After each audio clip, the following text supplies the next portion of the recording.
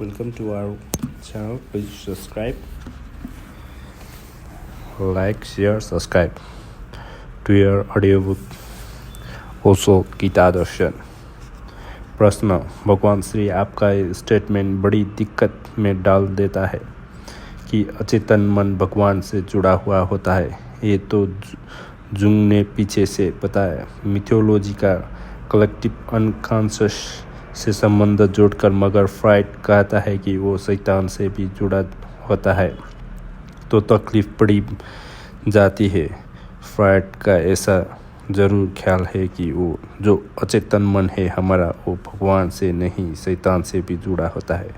असल में भगवान और शैतान हमारे शब्द है। जब किसी चीज़ को हम पसंद नहीं करते तो हम कहते हैं शैतान से जुड़ा है, और किसी चीज़ को हम पसंद करते हैं तो हम कहते हैं भगवान से जुड़ा है। लेकिन मैं इतना कह रहा हूँ कि अज्ञात से जुड़ा है, और अज्ञात मेरे लिए भगवान है, और भगवान मेरे लिए शैतान समाविष्ट है, उससे अलग नहीं है।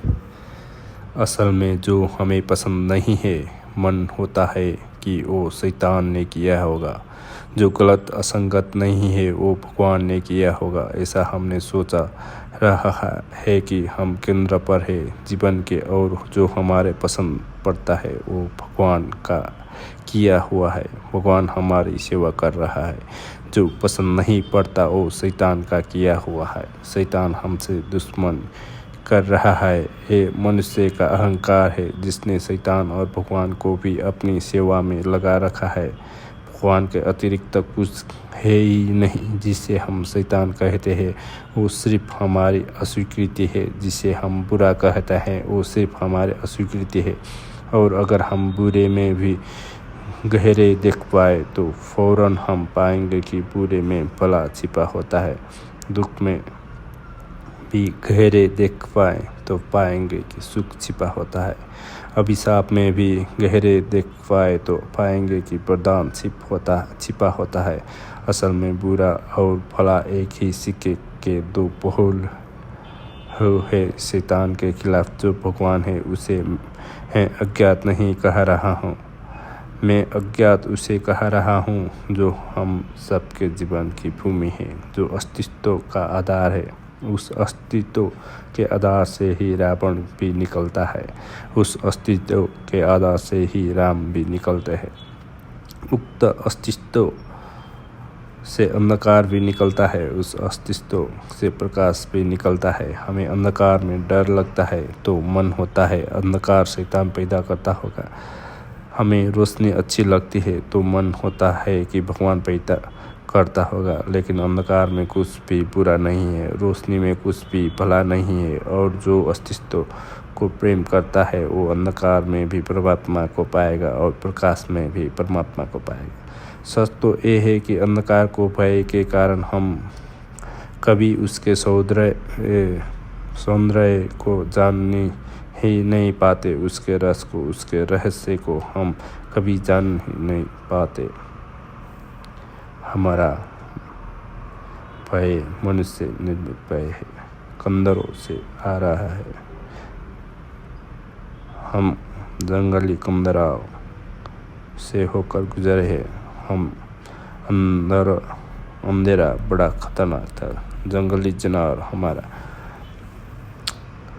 हमला कर देता, रात डराती थी। इसलिए अग्नि जब पहली दफ़ा प्रकट हो सकी तो हमने उसे देवता बनाया, क्योंकि रात निश्चित हो गई। आग जलकर हम निर्भय हुए। अंधेरा हमारे अनुभव में भय से जुड़ा गया है। रोशनी हमारे हृदय में अभय से जुड़ गया है।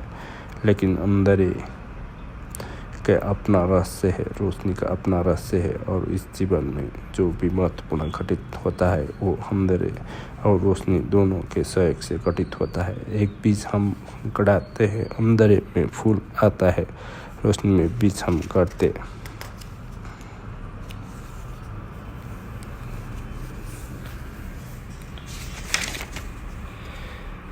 है अंदर में जमीन में पड़े जड़ें फैली है। अंधेरे में जमीन में फूल खिलते हैं आकाश में रोशनी में, एक बीज को रोशनी में रखते फिर फूल कभी न आएंगे। एक फूल को अंदर में गड़ा दे फिर बीज कभी पैदा न होंगे। एक बच्चा पैदा होता है माँ के पेट के तो आता है प्रकाश में अंधेरा, और प्रकाश एक ही जीवन शक्ति के लिए आधार है। जीवन के विभाजन विरोध पोलरिटी मनुष्य की है। फ्राइड जो कहता है कि शैतान से जुड़ा है, फ्राइड यहूदी चिंतन से जुड़ा था। फ्राइड यहूदी घर में पैदा हुआ था। बचपन से ही शैतान और परमात्मा के विरोध को उसने सुन रखा था। यहूदी ने दो हिस्से तोड़ रखे हैं, एक शैतान है एक भगवान है। वो आदमी के ही मन में के दो हिस्से हैं। तो फ्राइड को लगा कि जहाँ जहाँ से बुरी चीज़ उठती है अचेतन से, वो बुरी चीज़ शैतान डाल रहा होगा। नहीं, कोई शैतान नहीं है, और अगर शैतान हमें दिखाई पड़ता है तो कहीं ना कहीं हमारी बुनियादी भूल है। धार्मिक व्यक्ति शैतान को देखने में असमर्थ है। परमात्मा ही और अचेतन जहाँ से वैज्ञानिक सत्य को पता है, धार्मिक सत्य को है, वो परमात्मा का द्वार है। धीरे धीरे हम उसकी गहराई में उतरेंगे तो ख्याल में निश्चित आ सकता है।